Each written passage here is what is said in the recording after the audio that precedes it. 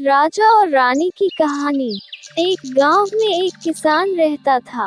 वो खेतों में काम करके बहुत मेहनत किया करता था। वो अपनी पत्नी के साथ एक झोपड़ी में रहता था। उसकी पत्नी हमेशा उससे परेशान ही रहा करती थी। घर को संभालने की बजाय वह हमेशा अपने पति को कोसते रहती थी। उसका कहना था कि वह अपने घर को अच्छे से चलाने के लिए रुपये नहीं कमाता। किसान भी हमेशा तनाव में ही रहता था।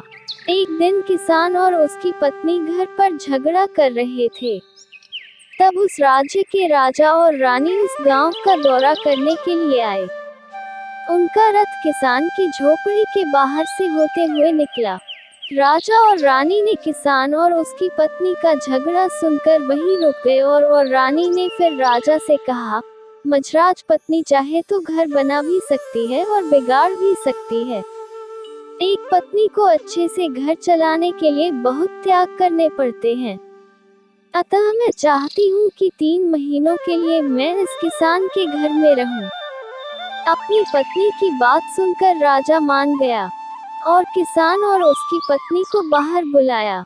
किसान से राजा ने कहा, हमने तुम्हारी सारी बातें और झगड़ा सुन लिया है।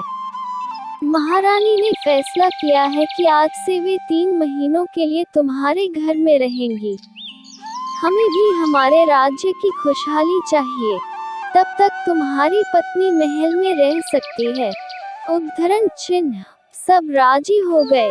रानी ने 3 महीनों में घर की सफाई, घर में नई चीजें लाकर रखी, किसान को बचत करना सिखाया।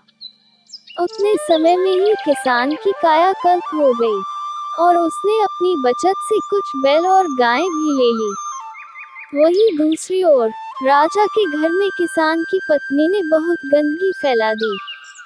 राजा इससे परेशान होकर रानी के आने का इंतजार करने लगा।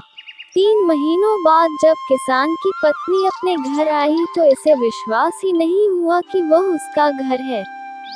तब महारानी ने उसे समझाया कि घर छोटा हो या बड़ा, उसको संवारना एक पत्नी का उत्तरदायित्व होता है। महारानी की बात सुनकर किसान की पत्नी बहुत लज्जित हुई और रानी से अपने घर को अच्छी तरह से संभालने का वचन दिया। सीख। अपने पास जितना हो उसमें संतुष्ट रहना चाहिए और अपने आप को हमेशा विकसित करने की कोशिश करनी चाहिए।